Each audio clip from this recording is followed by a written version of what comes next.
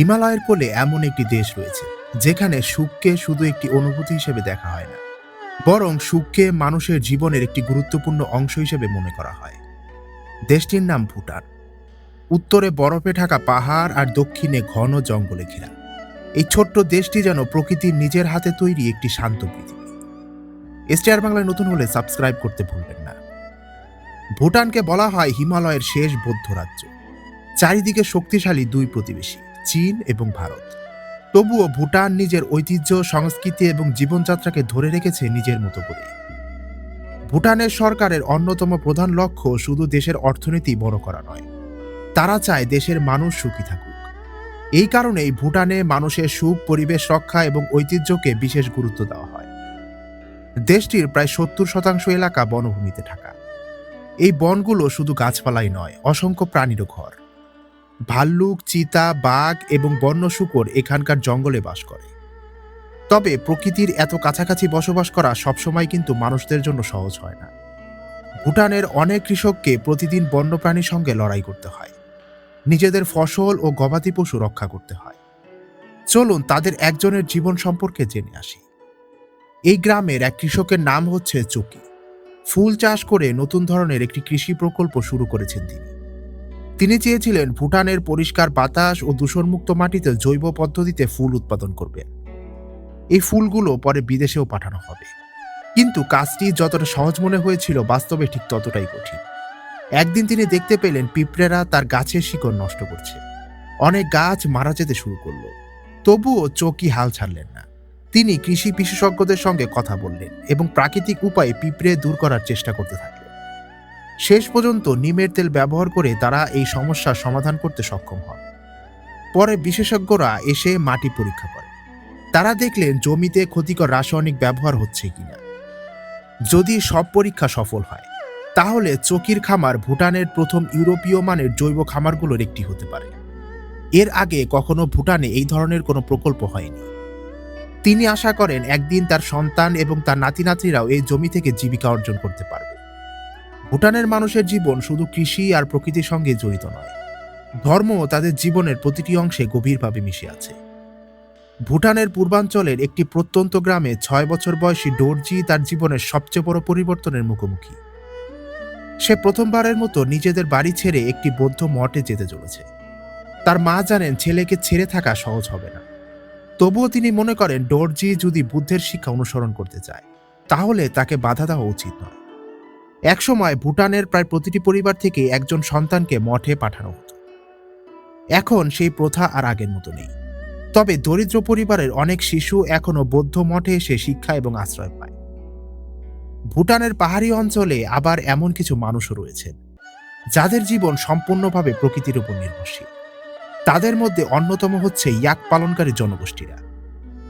সমুদ্রপৃষ্ঠ থেকে প্রায় 4500 মিটারেরও বেশি উচ্চতায় তারা ইয়াক পালন করে। এখানে জীবন অত্যন্ত কঠিন। এছাড়াও পুরুষেরা দূরের গ্রামে গিয়ে বিভিন্ন ধরনের কাজ করেন।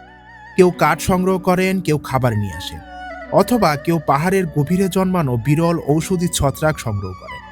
এই ছত্রাকের নাম হচ্ছে কর্ডিসেপস। এটি মাটির নিচে থাকা এক ধরনের শুঁয়োপোকার শরীরে জন্মায়।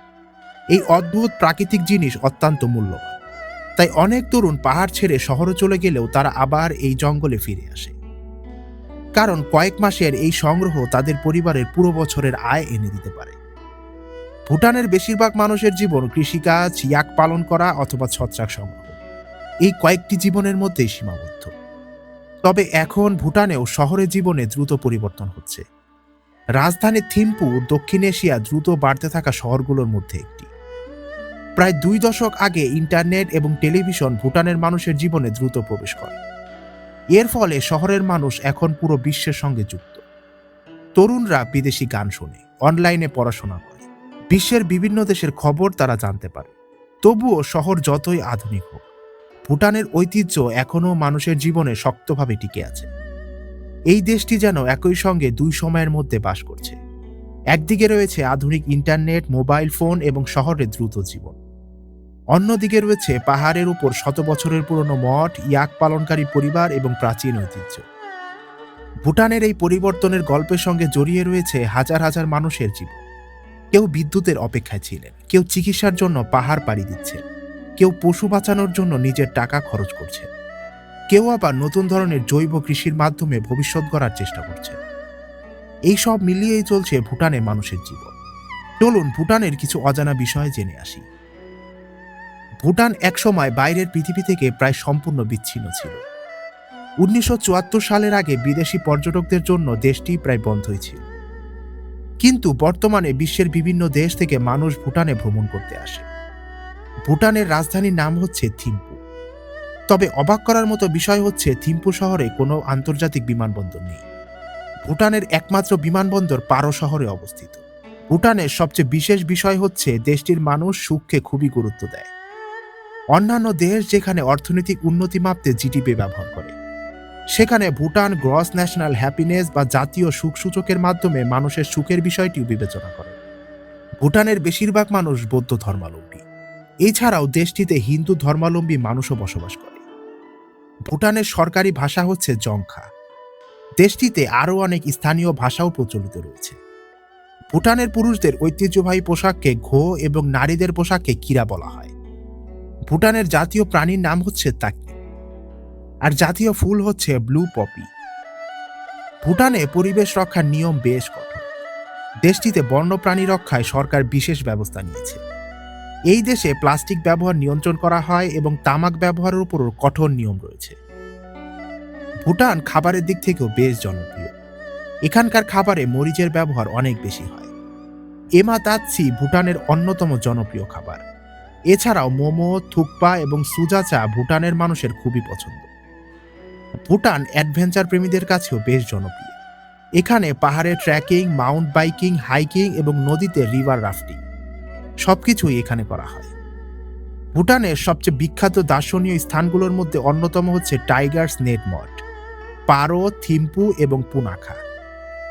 ভুটান এমন একটি দেশ যেখানে মানুষ আধুনিক জীবনের পাশাপাশি নিজেদের ঐতিহ্য ও সংস্কৃতিকেও ধরে রেখেছে। প্রকৃতি, শান্তি এবং সুখ, এই তিনটি বিষয় ভুটানকে পৃথিবীর আর অন্য দেশ থেকে আলাদা করেছে। তাই যদি কখনো প্রকৃতির খুব কাছে গিয়ে শান্তিপূর্ণ জীবন দেখতে চান, তাহলে ভুটান যেন আপনাকে বারবার ডাকছে। ভুটানের মানুষের কাছে বিশ্বাস শুধু মঠের মধ্যে সীমাবদ্ধ নয়। দেশটির জাতীয় খেলাও তাদের ঐতিহ্যের একটি গুরুত্বপূর্ণ অংশ। এই দেশের জাতীয় খেলা হচ্ছে তীরন্দাজি। ভুটানের গ্রামগুলোতে তীরন্দাজি প্রতিযোগিতা একটি উৎসবের মতো। বয়স্ক মানুষ থেকে শুরু করে তরুণ সবাই এতে অংশ নেয়। একজন ৭৩ বছর বয়সী বৃদ্ধ তরুণদের সঙ্গে তীরন্দাজি প্রতিযোগিতায় অংশ নেওয়ার সিদ্ধান্ত নেন। তরুণরা তাকে দেখে হাসাহাসি করছে। তারা ভাবছিল এত বয়সে তিনি কিভাবে তীর ছুড়বেন, কিন্তু বৃদ্ধ ছাড়ার পাত্র নন। তিনি নিজের পুরনো ধনুক নিয়ে প্রতিযোগিতায় হাজির হলেন। প্রথম তীর লক্ষ্যভ্রষ্ট হল, কিন্তু দ্বিতীয়বার তিনি লক্ষ্যভেদ করলেন।